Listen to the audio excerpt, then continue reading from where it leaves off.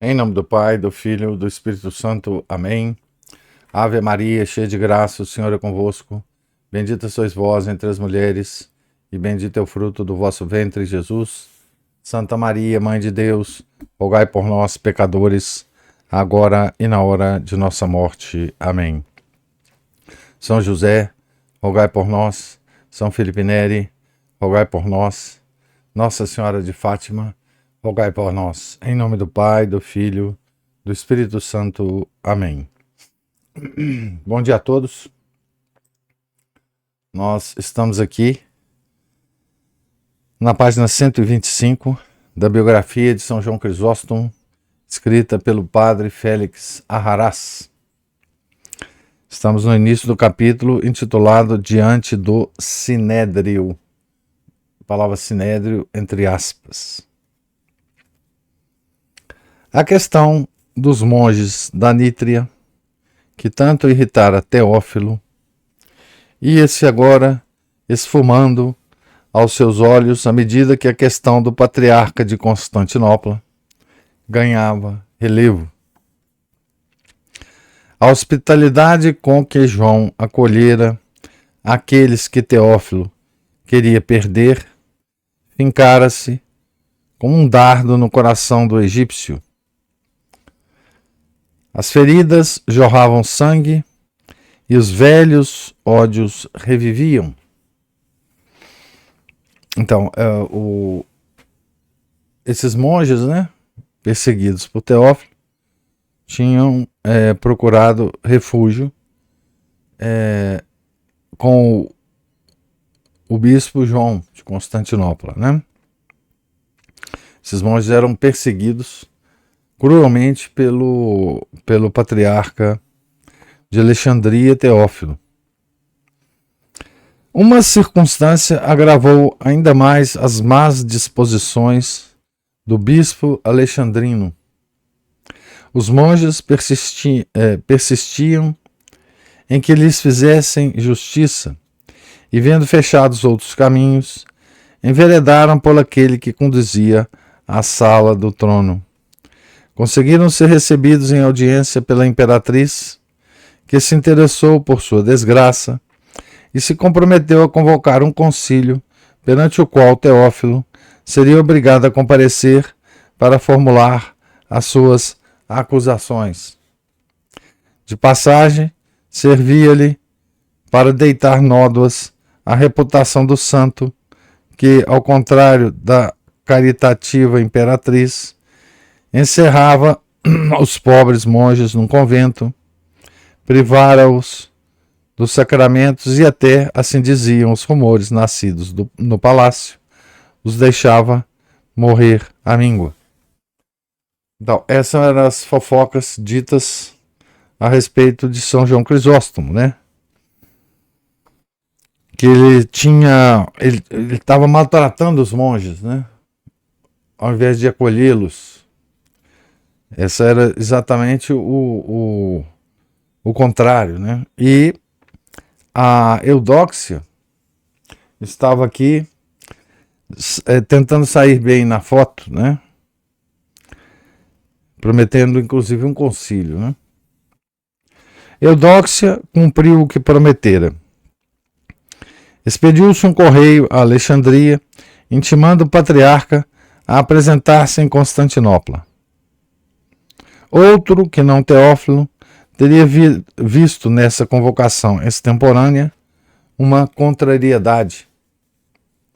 O sagaz egípcio, porém, vislumbrou nela a arma da vitória que o destino punha nas suas mãos. Havia de descobrir o modo de tirar daquele incidente todo o proveito possível e de torcer o rumo dos acontecimentos para se converter de réu em juiz. Mas, sem pressas, Teófilo tinha o dom inestimável num diplomata de saber esperar. Ainda não chegara a sua hora. Interessava-lhe antes sondar o ambiente bizantino, avaliar bem a popularidade de que João desfrutava na corte, tomar o pulso às disposições de ânimo da imperatriz, medir a temperatura do entusiasmo popular. Os agentes que estavam a seu serviço em Constantinopla mantinham-no bem informado. A certa altura, avisaram-no de que a aversão de Eudóxia por João estava chegando às raias do furor. Teófilo achou que já tinha o trunfo nas mãos e resolveu partir. Deixou Alexandria com toda a pompa e ostentação. Fez a viagem por etapas, semeando por onde passava a cisânia contra o seu rival. Recrutou certo número de bispos de má fama, quase todos criaturas suas e homens de consciência nada delicada, que haviam penetrado no redil de Cristo, pulando a cerca, graças às artimanhas de seu chefe. Este já não pensava nos monges da Nítria, pensava apenas em João, e dizia a quem quisesse ouvi-lo que a sua viagem não tinha outro objetivo senão depô-lo da sua sede. Então, Teófilo queria tirar João da sede de Constantinopla, né? Chegou a Calcedônia, onde esperou que aportasse um rico carregamento preparado por ele antes de partir. A carga eram joias, perfumes e tapeçarias preciosas de que necessitava para comprar simpatias e adesões, granjear amigos e, sobretudo, dispor favoravelmente à força de presentes o ânimo de Eudóxia, pois pensava que esta se mostraria esquiva e fria, uma vez que o intimara a comparecer perante um tribunal. Então esse homem era uma potência de crueldade mesmo, né? Esse Teófilo, né? Então aqui a gente pode imaginar, pela descrição do nosso padre Félix, né?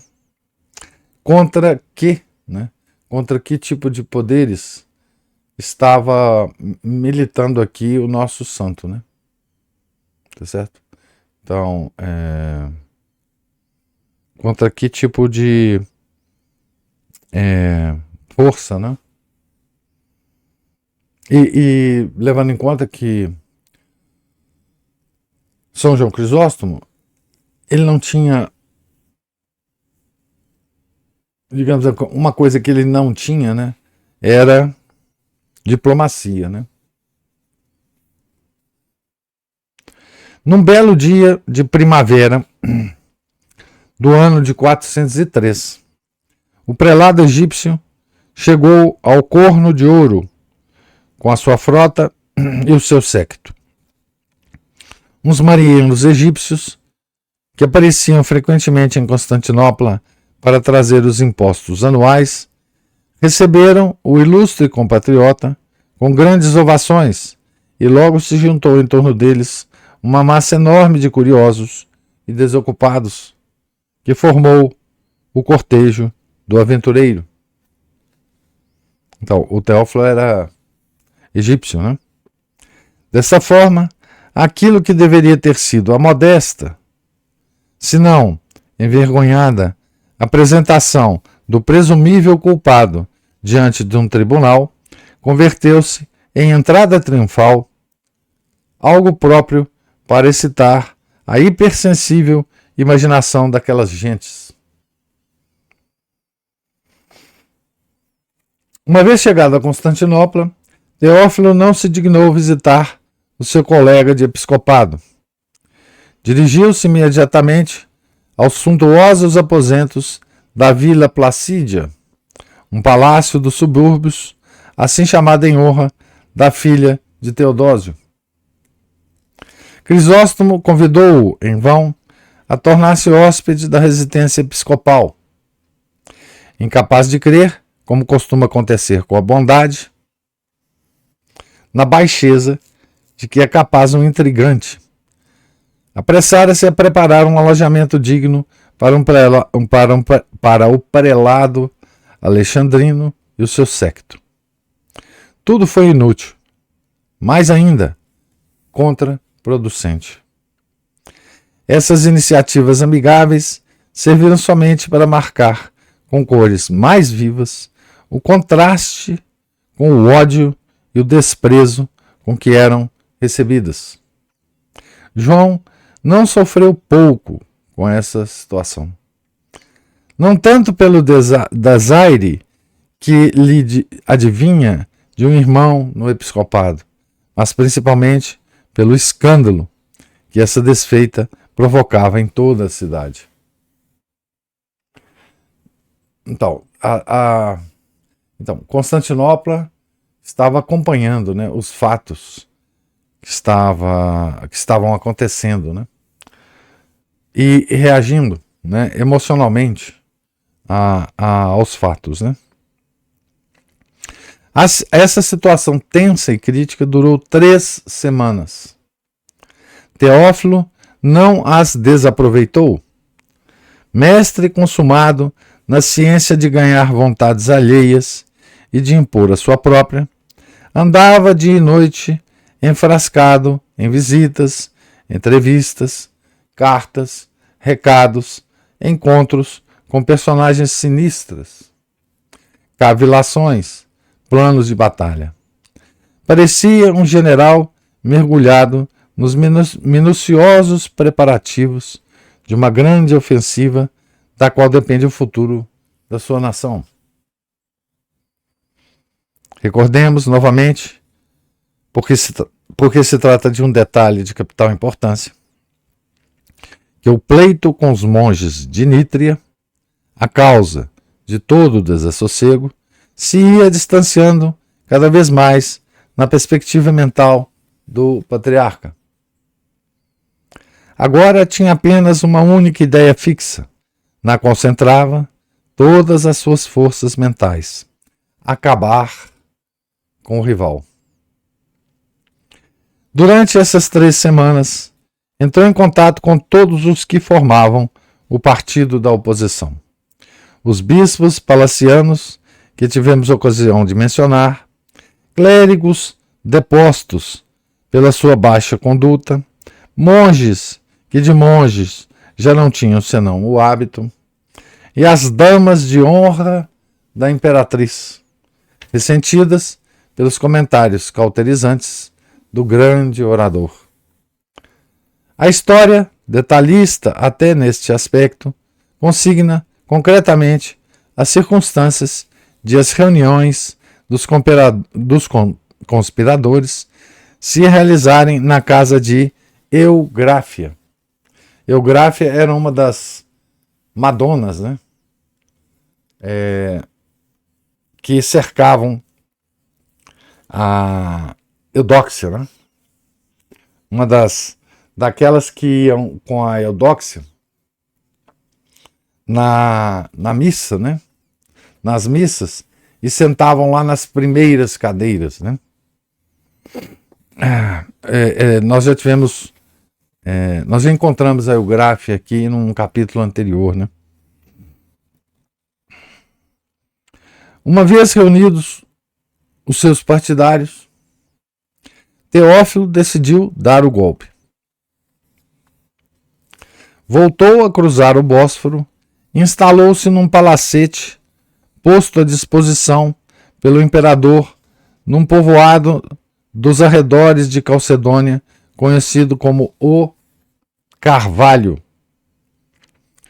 Com a 30 de bispos egípcios que se encontravam às suas ordens, fez como se tivesse montado um concílio, melhor, um conciliábulo, ou melhor ainda, um contraconcílio, e na qualidade de presidente autorigido dessa assembleia, ordenou que João se apresentasse diante dele. Aliás, foi a primeira saudação que ele dirigiu desde que chegara a Constantinopla.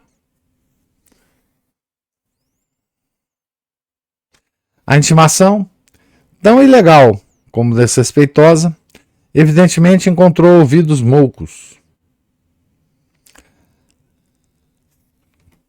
abre aspas, apresentar-me-ei diante de um tribunal de juízes, respondeu João, mas não diante de um tribunal de inimigos, fecha aspas.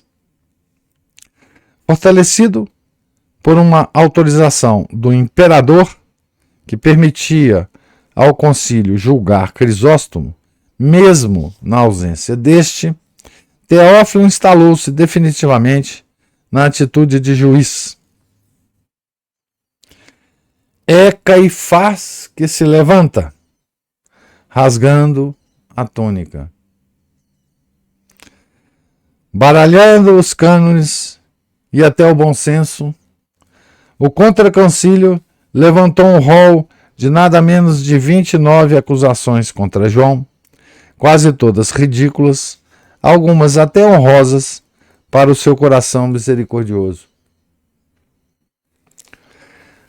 Então vamos lá, as acusações, né? Acusavam-no, por exemplo, de ter pronunciado estas palavras do alto da sagrada tribuna, abre aspas, se pecardes uma segunda vez, abre aspas, para as palavras supostamente saídas da boca de São João, né? Se pecardes uma segunda vez, arrependei-vos também uma segunda vez. Quantas vezes pecardes, outras tantas arrependei-vos, e vinde procurar-me, e eu vos curarei da vossa enfermidade. Fecha aspas. Outro ponto alto das acusações era que não se sabia onde iam parar as rendas da sua igreja. Curiosa reconvenção dirigida a quem fizera uma limpeza exemplar nos gastos, restringira o seu teor de vida a uma sobriedade evangélica e criara tantas fundações de caridade. Além disso, fizera-se responsável de ter ordenado sacerdote um ex-escravo, Tígrios, que durante uma vida inteira economizara penosamente a quantia necessária para comprar a sua alforria e assim, uma vez libertado, poder realizar o sonho de fazer-se monge.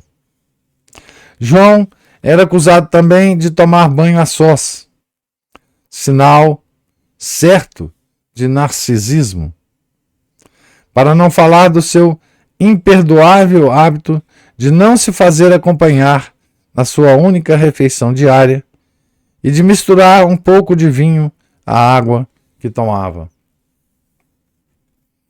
Um ponto-chave da acusação foi o fato de o réu chupar caramelos de mel. Afirmação incontestável, pois efetivamente o santo, que falava às vezes durante horas a fio, sentia necessidade desse recurso para umedecer a garganta. Pior ainda, encontraram-se testemunhas que juravam ter visto o patriarca não dobrar bem as vestes sacerdotais quando as tirava à noite para dormir. Imagina o nível dessas acusações, né? São 29, né? 29 acusações. Então, todas essas besteiras, né? Umas até elogiosas, né? Ao São João, né? Uma das mais sórdidas calúnias que se levantaram, e certamente das que mais doeram ao santo, foi a de fornicação. O próprio João se referiu a ela numa das suas cartas. Abre aspas. Dizem ainda os acusadores que me teria deitado com uma mulher. Ora, basta que desnudeis o meu corpo e vereis em que lastimável estado se encontram os seus membros. Fecha aspas para São João. Mas os fracassados inquisidores precisavam de alguma coisa mais substanciosa.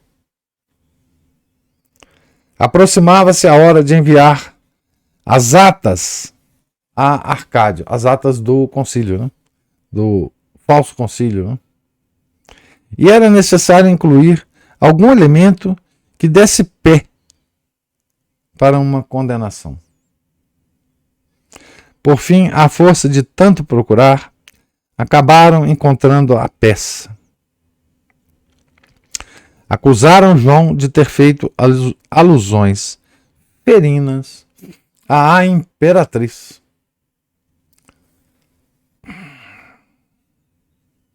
Então aqui vão se misturar, né, dois elementos terríveis contra São João, né? Uma acusação de um concílio, mesmo que falso, e a Eudóxia. Né? Aqui pisava um terreno mais firme. Era tocar a fibra do orgulho pessoal.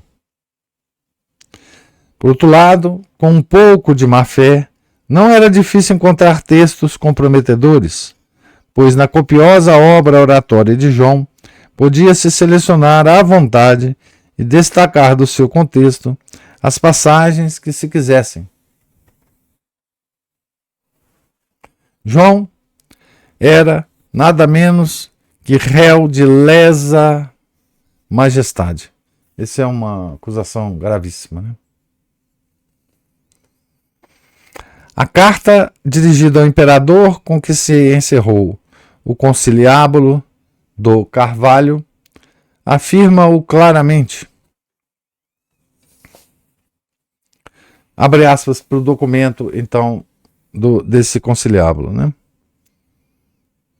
Uma vez que João, acusado de certos crimes e declarado culpado, se negou a apresentar-se e a justificar-se diante de nós, e como neste caso as leis canônicas exigem a deposição, nós o depusemos.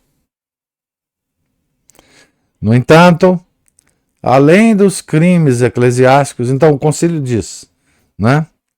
Nós depusemos o bispo de Constantinopla baseado nas leis canônicas, né? Então nós já tomamos as atitudes que nos cabiam, né? E aí adiciona. No entanto, além dos crimes eclesiásticos, as acusações o tornam culpado do crime de lesa majestade, de modo que Vossa Majestade deve desterrar o culpado, a fim de que um crime tão grande não permaneça sem castigo. No que nos diz respeito, já não pertence à nossa jurisdição. Fecha aspas. Então, aqui o Teófilo, né, está usando até bem, né, um conceito de poder temporal e poder espiritual, né? Então, e está, obviamente, sugerindo, né, que esse crime de lesa majestade teria que ser punido com o desterro, né? Que isso significaria a morte, né?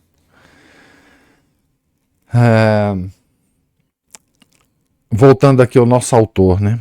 Ressoava o crucifide, crucifica-o. Por isso, inclusive, que esse capítulo é intitulado Diante do Sinédrio, né? Crucifide, crucifide, crucifide. Pedia-se, nas entrelinhas, a pena de morte para João. Que faria Arcádio? Ratificar as condições do concílio e condenar João? Rechaçá-las e indispor-se com a mulher? A Eudóxia? Contentá-la era a sua principal preocupação, pois o imperador não devia estar especialmente interessado naquele litígio. Aliás, ele não estava interessado em nada, né? O Arcádio. Quanto a Eudóxia, é melhor nem falar. No seu peito imperial haviam se concentrado tantos ácidos que tinha de lhes dar razão fosse como fosse, ainda que às custas da cabeça do bispo. Se sabia fazer o papel de Jezabel, por que não o de Salomé?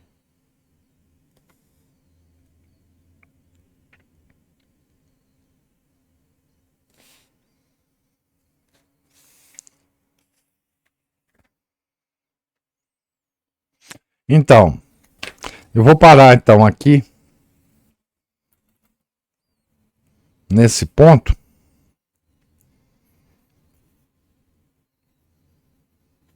Antes da publicação do desterro, né, de João, para a gente ter tempo de fazer observações e comentários aqui. Então,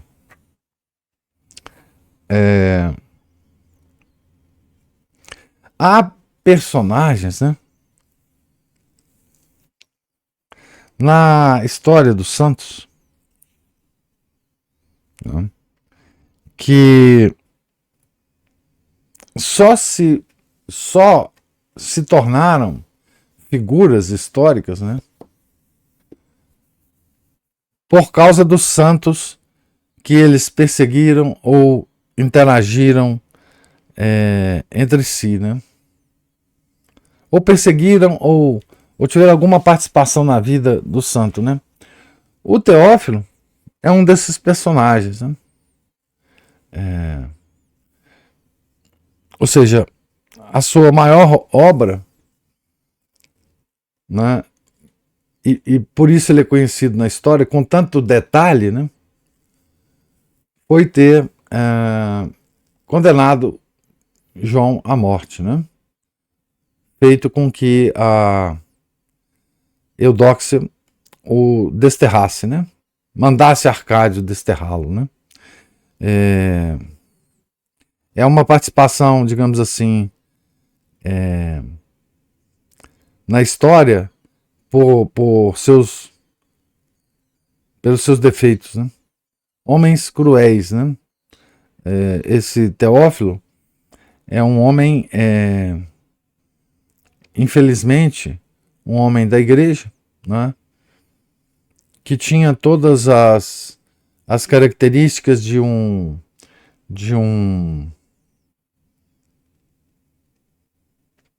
que tinham todos os dons, né? De um diplomata, né? Ele teria, digamos, talvez sido um grande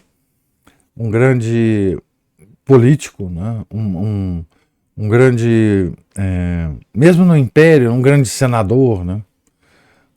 Mas era patriarca de Alexandria, né? E que, enfim, Alexandria já nos deu grandes patriarcas, né? Logo depois, não, logo antes desse Teófilo, nós tivemos Santo Alexandre, né? Que foi um grande patriarca de Alexandria. Mas enfim, Alexandria já nos deu grandes homens, mas nos deu também Teófilo, né? Um acelerado, um degenerado, né? Um amante, né? Dos luxos, né? Das riquezas, né? Um perseguidor implacável dos seus inimigos, né? E assim, na história do João, né? Ele se vê então registrado, né? Para sempre na memória, né? Da igreja, né? E como exemplo, né? De como, né? Essa igreja ela sobrevive mesmo com tantos homens maus na sua alta hierarquia, né? É uma prova, né? De que os homens não conseguirão destruir essa obra divina, né? Não há Quer dizer, não há meio de destruir isso que foi Nosso Senhor que construiu, né? Por mais os nossos inimigos, né? Externos, muitas vezes eles não têm a menor noção do que fazem os nossos inimigos internos, né? Dos inimigos do Nosso Senhor internos, para destruir a obra de Nosso Senhor, né? E portanto, assim,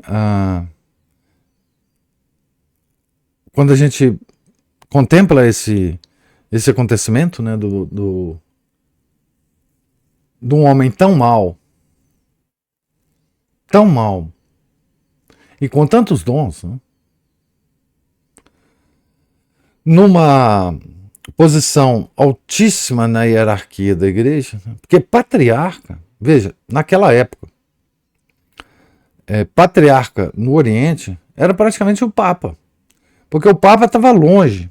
Para o Papa intervir, nós vamos ver uma tentativa de intervenção, mas para o Papa intervir numa situação dessa, demorava meses. Meses, tá certo? A proximidade com que esse homem, né, tinha com o imperador do Oriente, era praticamente impossível a igreja, através do Papa, intervir imediatamente nessa situação, né? Então, o poder do patriarca era imenso, né? Do mau patriarca, né? Então, nem isso, né? Destruiu a igreja, né? E não destruirá, né? Como respondeu aquele cardeal a Napoleão, né? Que se encontrou com Napoleão, e Napoleão falou: avisa o Papa que nós vamos destruir a igreja. Ao que o cardeal falou: olha, eu acho que não vai acontecer, porque durante a história da igreja já tanta gente má dentro da própria igreja tentou destruir a igreja e não conseguiu, que o senhor também não vai conseguir, né? Então é um caso, quando a gente toma contato com ele, um caso muito triste, né? Mas também nos dá um certo consolo, né? Homens como o Teófilo, que existiram dentro da igreja aos montes, não conseguiram destruir a igreja, né? E ela continuou, aliás, ela estava na sua ascensão, né? Ela continuou para um pico inimaginável, né? Nos séculos posteriores, né? Enfim, é isso. Eu queria ouvir se houver alguma observação de vocês a respeito da leitura de hoje. Oi, pessoal. Oi, Márcio. Dessa vez o sinal da internet não caiu, não, viu? Você tá danado, né? Ontem eu até falei: bom, agora eu vou ter que terminar, porque o povo não fala. Nossa, eu ia dar um pitaco ali, a internet, nossa, deu problema aqui. Mas esse Teófilo deve ser um daqueles bispos, eu não sei que foi Santo Afonso que falou que o inferno tá calçado deles, né? Não sei se foi, mas alguém disse. Tem essa frase, é famosa. Então são desses aí, são desses papas, são desses bispos, esses bispos, desses padres, essas coordenadoras de pastoral. A coordenadora de pastoral, a Eugráfia, né? Aquela Madonna que acompanhava. Tá lá, Aquelas doninhas, as doninhas. Arrastando, né? Porque tem as doninhas, né? Igual eu falo, as doninhas de pano na cabeça. Não, essas. Essas são as doninhas rezadeiras, boazinhas, tal, gente boa, boas mães, boas avós. Então, extinção. E eu vou falar vez em quando eu ia lá na igreja de Boa Viagem, lá, uma adoração, e ficava vendo algumas dessas doninhas, que de vez em quando também apareciam na igreja de São José, elas estão diminuindo. Então, o dia que essas doninhas acabarem, Jesus fala assim, agora está na hora do julgamento final. Não tem, exatamente. É porque não tem reposição, né? Essas doninhas não tem mais, né? Tá todo mundo querendo virar diva, né? As filhas das doninhas estão todas tatuadas e etc. Enfim. Estão todas nos baile funk. Estão tirando foto no Instagram. Não tem reposição, né? É verdade. Falar em diva, só tem mais um casinho da catequese aqui. Opa, isso é bom. Bom, a catequese, assim, gente encrenqueira, polêmica, causador de problemas, sempre houve, tanto do lado masculino quanto feminino, mas a predominância do lado feminino é enorme. E dessa vez, desse ano, graças a Deus, tivemos a divisão. Mas ficaram os rapazes comigo e as moças contra a moça bem intencionada pela catequese. E vou dizer para o senhor, é um alívio. Imagino. Né? E falando de novo em divas, nós temos uma comentarista frequente aqui que veio pro nosso lado da arquibancada, não sei se você reparou. Como é que é? Tem uma das nossas das comentaristas aí, a Cristina, que veio pro nosso lado da arquibancada. Né? Veio, fugindo dessas coisas. Lá do outro lado. Essas coisas, né? Eu já dei as boas-vindas para ela, dou de novo as boas-vindas. Ela e o Renato são um casalzinho muito bonito, simpático, né? É ótimo ver os dois juntos. Veio para nossa ala. Isso, vem pro lado certo, exatamente. Mas Constantinopla aparecendo Brasília, hein? Então, tá vendo? Julgamentos de frescuras, de bobajadas, ilegalidades sem fim, atitudes campeã da torta direito. Horror, hein? Impressionante. É fácil. Bom, deixar o campo vago para outras pessoas aí. Obrigado. A Juliana tá falando, quem está falando agora é um prateado ao lado de sua prateada. Parabéns, Márcia e Ana Paula. Eles estão entregando aí o aniversário, viu, de vocês, de casamento. Bodas de prata. Obrigado, bodas de prata, parabéns. Nossa. Você só fica marcando no calendário aí as coisas, né? É o dia tal. E fica denunciando. O pior é denunciar, né? Denunciando, né? As conquistas, as condecorações, as batalhas, né? Agora você ganhou uma medalha de prata. Pois é. Tá vendo? Aí depois, não sei nem como é que é a de ouro, como é que é, mas só ter chegado ao pódio já é uma. Eu não sei se eu chego lá não, mas eu já não estou muito longe disso. Você tem quantos anos, professor? 41. 41 anos, pensa bem. Depois eu vou ver a listinha lá dos negócios. Acho que 50 é diamante, né? 50 é ouro. É ouro? 50 é ouro. 75 é que é diamante. Então tá chegando lá, hein? Meu Deus. Tempo de Olimpíadas, você também tá subindo ao pódio. Meu Deus do céu. Ai, meu Deus. Obrigado. Isso aí. Mas, então, tem alguém com alguma observação, comentário? Professor, é que toda vez que o Márcio fala de chefe de coordenador de pastoral, eu me lembro de uma vez que eu fui fazer um trabalho voluntário aos sábados de manhã, aqui numa paróquia, numa igreja próxima da paróquia, que é a paróquia que tem várias igrejas, né? E era um trabalho voluntário, eu ficava lá de recepcionista, numa manhã em que tinha um médico, um clínico geral que atendia lá, tinha algumas psicólogas que atendiam, e eu ficava lá de recepcionista, recebendo umas doações e marcando as consultas, remarcando quando os pacientes saíram e tal. E a coordenadora, eu não sei, ela cismou com a minha cara, ou talvez não, né?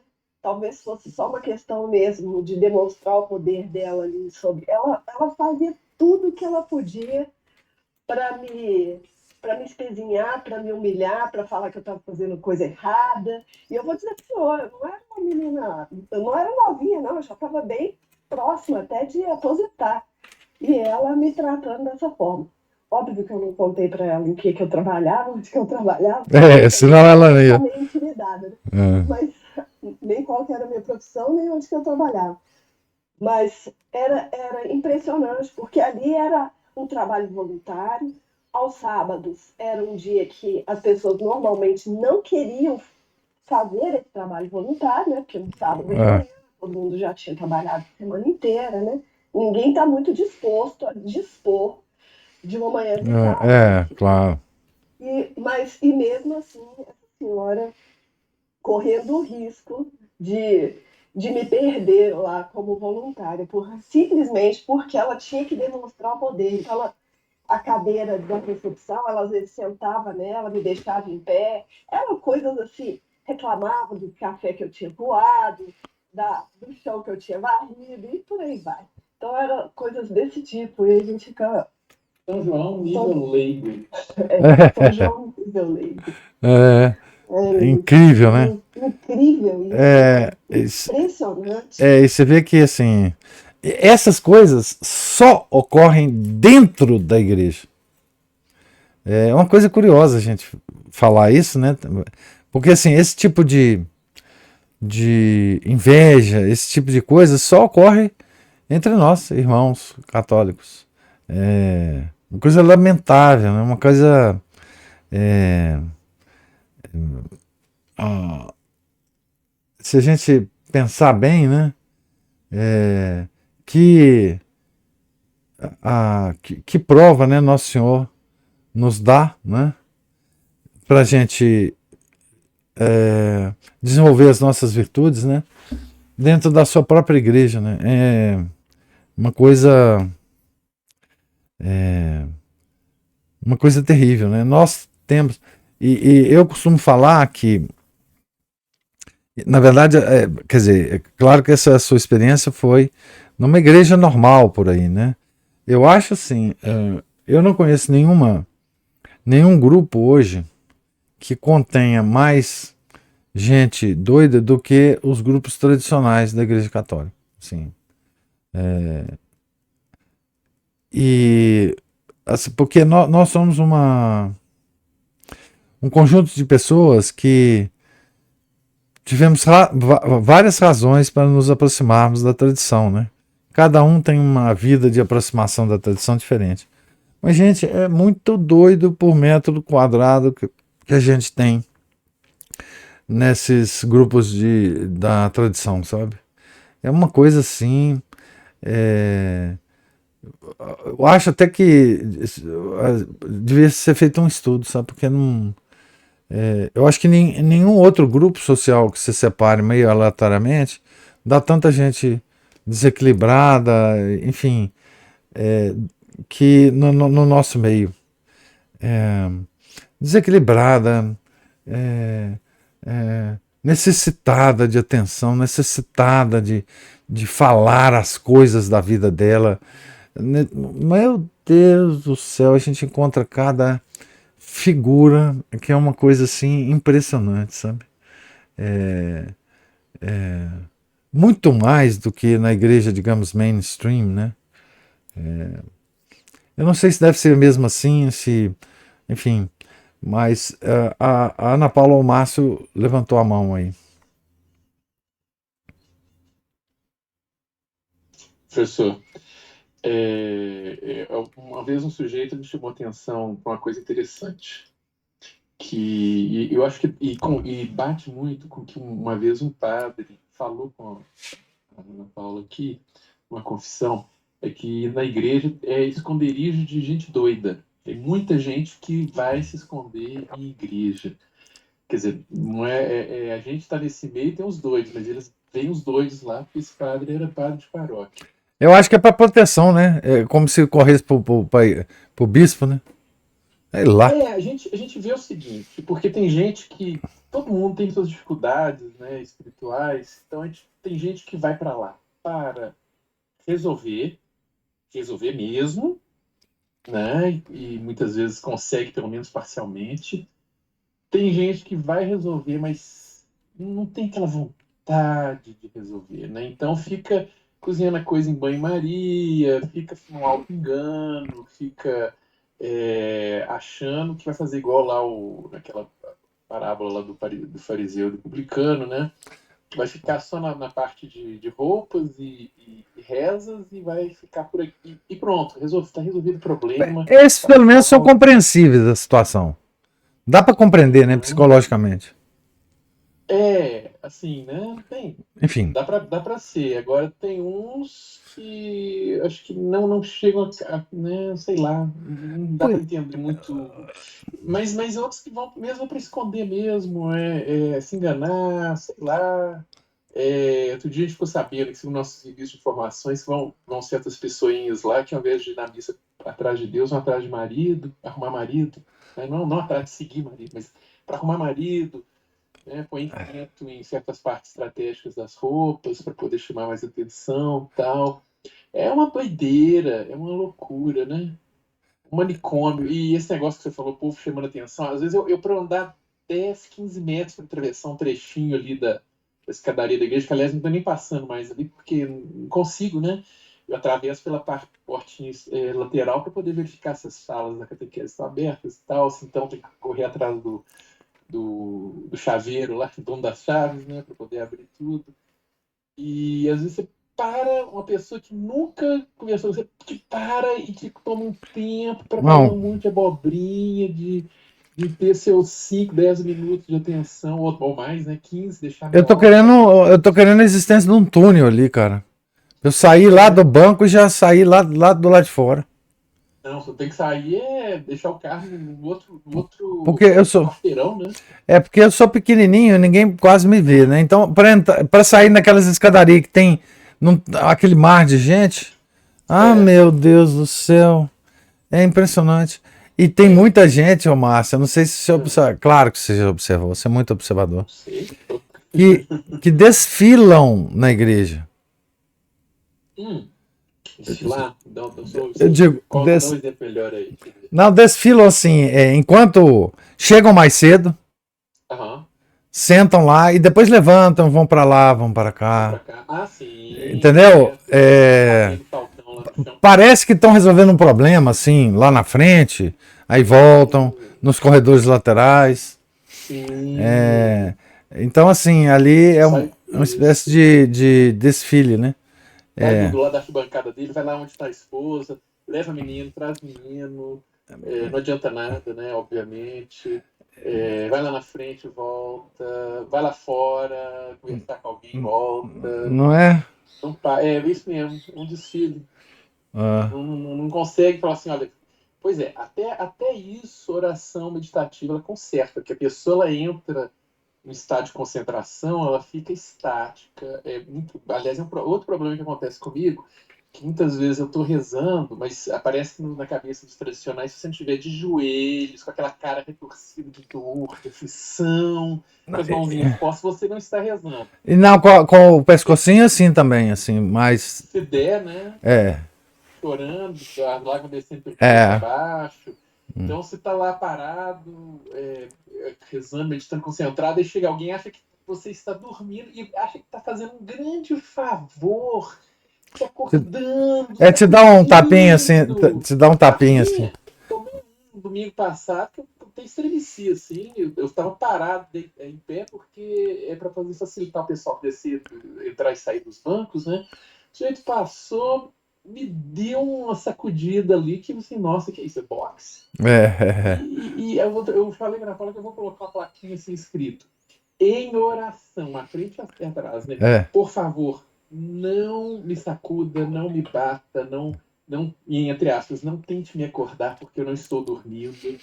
Me deixe em paz. É. Em oração é Não legal. perturbe. É. Vai Não, não, naquele negocinho. Não perturbe. pois é, não, e eles acham que se dá uma sacudida, porque esse cara tá dormindo, ele não está rezando.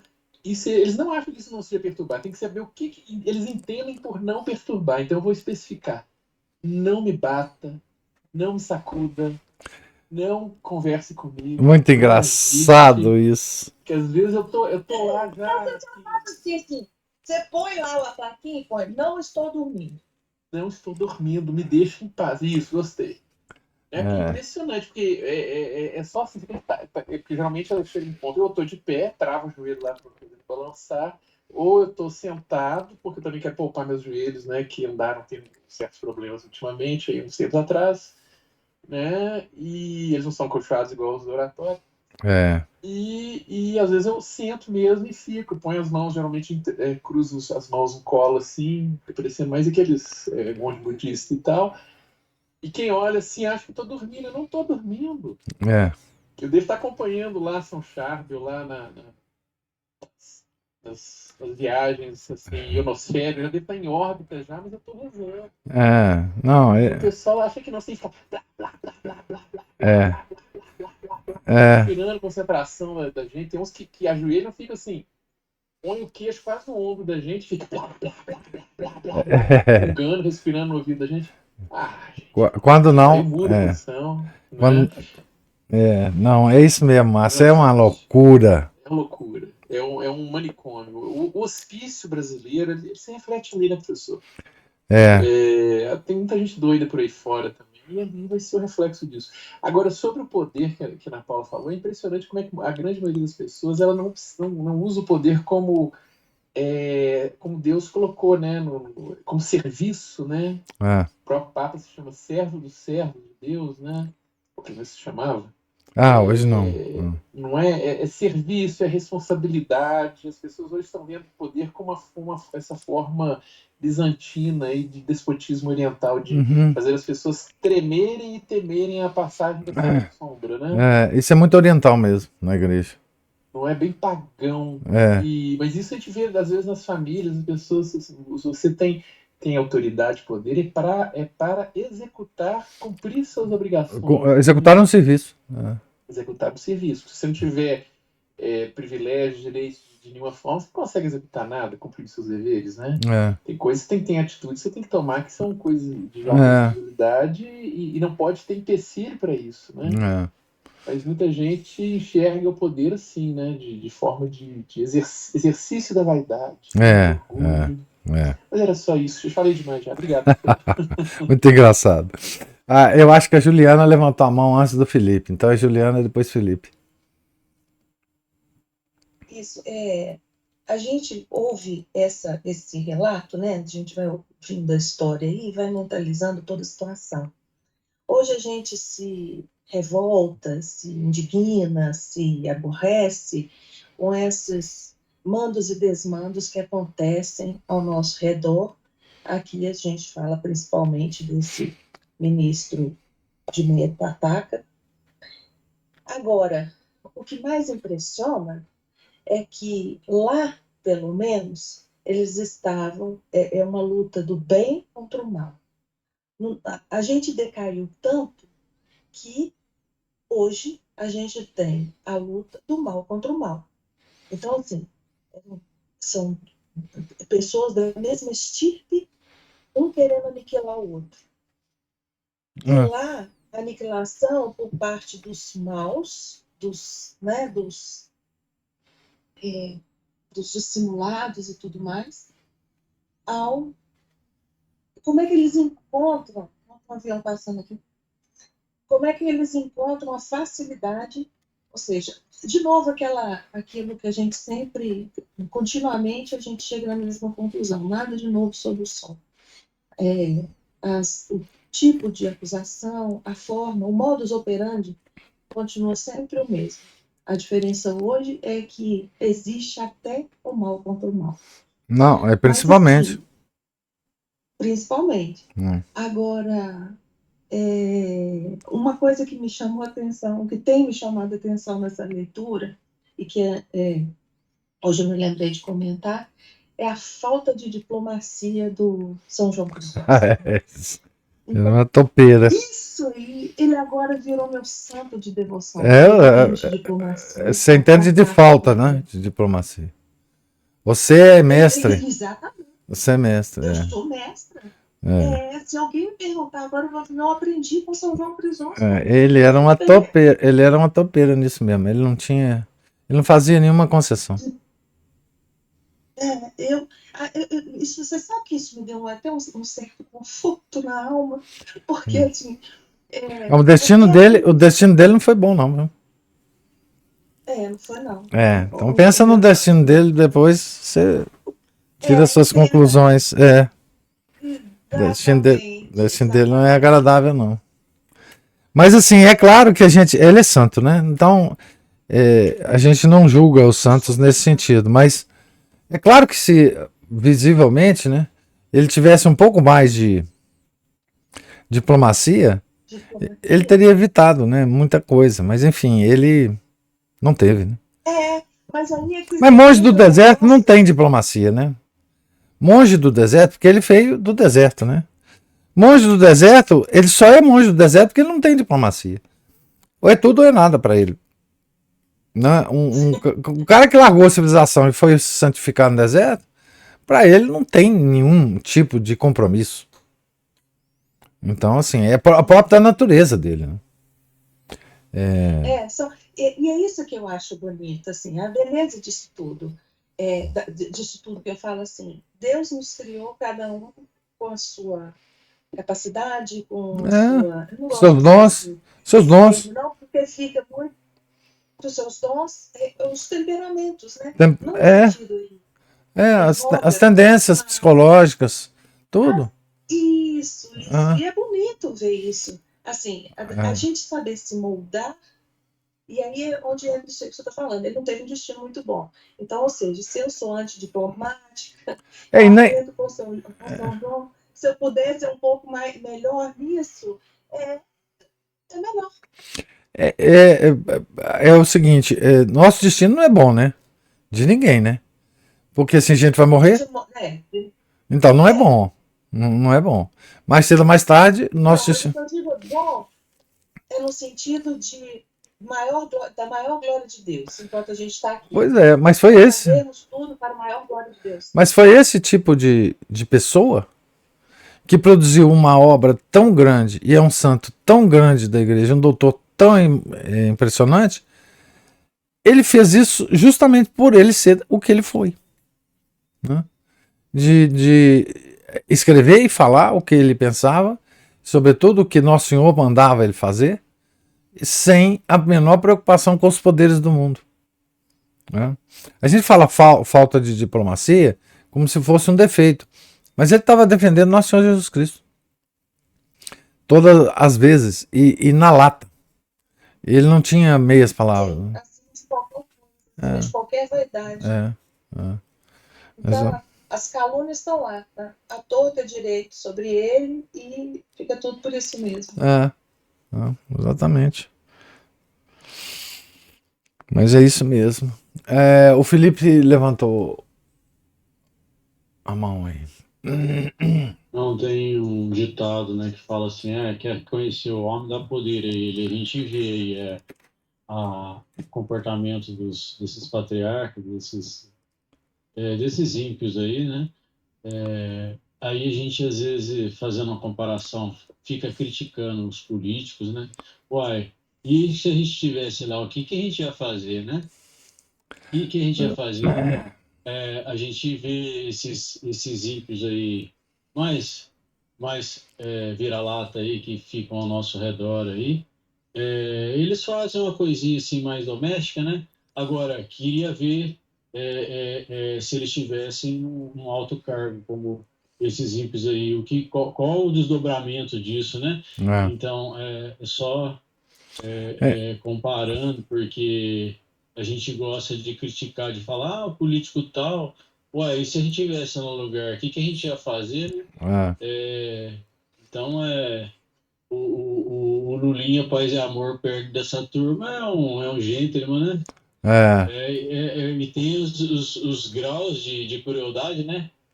Aquilo que tanto a santidade quanto a crueldade, a gente é inimaginável, né, na cabeça das pessoas o grau tanto da santidade quanto da crueldade. A gente está aprendendo isso, né, ao longo dessas leituras. Pois é, o Felipe, e mais interessante é que nesse caso que a gente está contando aqui, né, fica tão evidente porque é uma crueldade imensa diante de uma santidade imensa, né?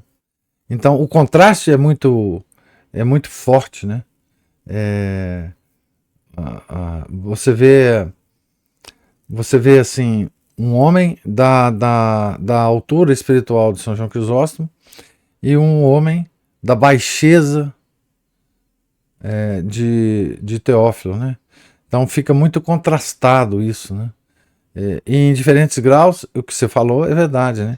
Em diferentes graus isso acontece na vida cotidiana da gente, não só a vida política do país, mas na vida cotidiana nossa, dos nossos amigos, dos nossos familiares, etc. Há esse grau, né? E uma coisa que a Juliana falou também, que eu esqueci de comentar, é que assim,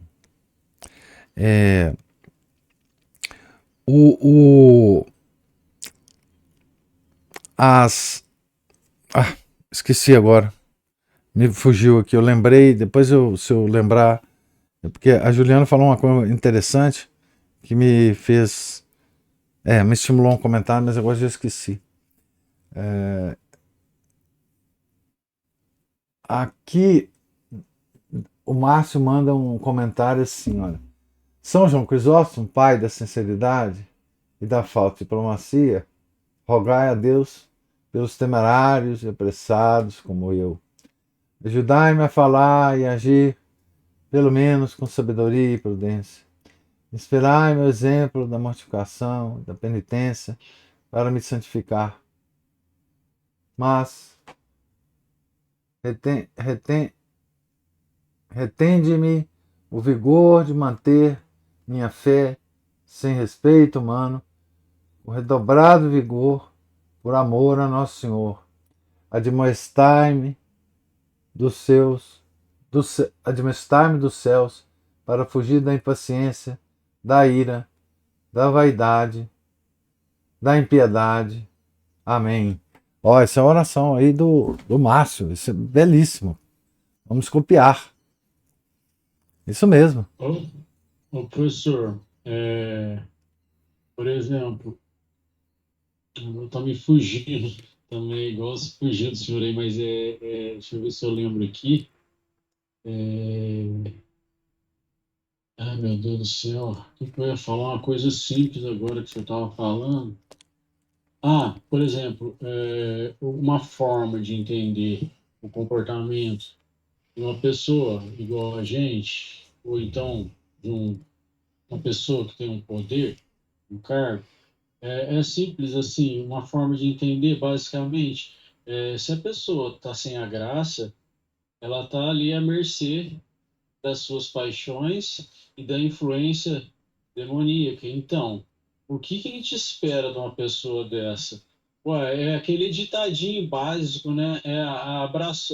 Já está no pecado, então vamos abraçar o capeta. Então, quer dizer, ela está ali num ambiente propício para ela fazer tanto não controlar os próprios instintos, quanto o demônio agir e tirar proveito disso. Agora, uma pessoa que tem a graça que busca, ela vai ter mais condições de agir de maneira, né, de acordo com a vontade de Deus. Então, assim, a gente fica fácil de entender esses comportamentos, porque se a sociedade, as pessoas estão afastadas da graça, olha, o desgraçado vai fazer o que o inimigo quer. Então, assim, não é de se espantar, né? Eu acho que eu tô tentando me espantar menos com essas você tá certo. ações. Você tá certo. É isso mesmo. Afastou da graça, acabou. Né?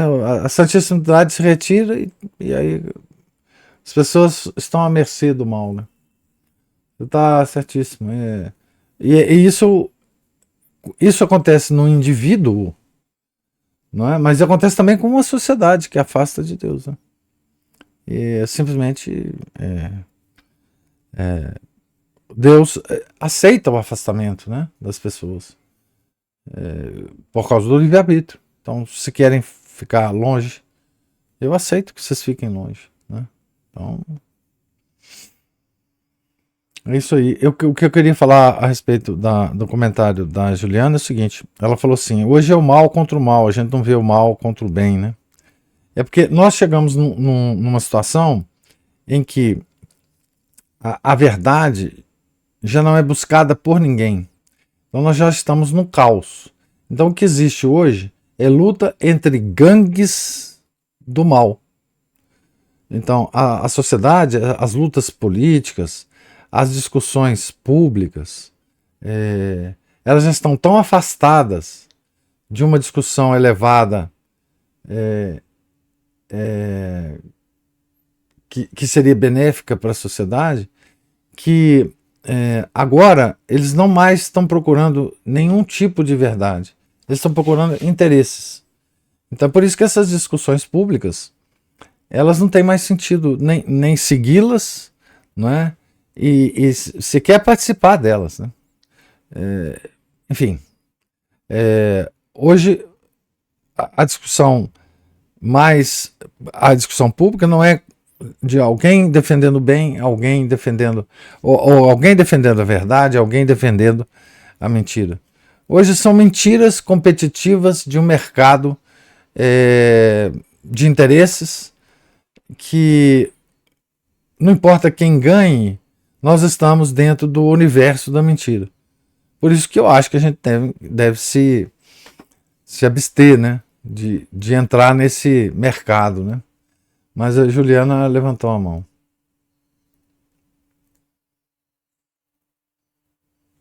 Só complementando assim, o que o senhor falou, ai de mim se eu pudesse fazer isso, assim, até existe, né, a disputa do bem contra o mal. Não é só o mal contra o mal, mas ele está Ela é elevada. Muito mais elevado. Agora, o bem, quem está do lado do bem, da verdade, eles existem, né? Graças a Deus eles existem. Mas eles são tão mínimos que nem incomodam tanto. E esses... Aí de nós, assim, bom de nós, né? Nosso mal bem seria se tivéssemos um São João Crisóstomo no nosso meio. Mas que eu estou dizendo na discussão pública, né? Claro que existem pessoas boas que estão por aí, que estão ajudando todo mundo claro. E discutindo e tal. Mas a discussão pública dos falantes, essa discussão é só entre opções diferentes de males. Isso. Não há... Isso. E não há esperança nenhuma disso levar algum bem, né? Então, é o que nós temos mesmo hoje. Então, enfim, mas é porque nós estamos numa situação de degradação social muito avançada, né? Por isso que nós estamos nesses termos agora. Pois bem, mais alguém tem alguma observação? Oi, Felipe. Professor, falar sem levantar a mão. Ó, o senhor vai ter que começar a leitura mais cedo, eu acho, hein? Ó, hoje o senhor terminou antes das 7h30, nós estamos aqui batendo papo. Eu tô lendo. Tá bom demais, o Cristiano nem falou, tô esperando ela falar. Ó. Não, aqui. Ô, Felipe, eu tô lendo cada vez menos para dar espaço para vocês falarem, né? Então, agora eu vou ler 10 minutos e a gente vai depois discutir o resto. Mas tá bom demais, o papo é bom demais. Né? Mas alguém quer fazer alguma observação, comentário? Então,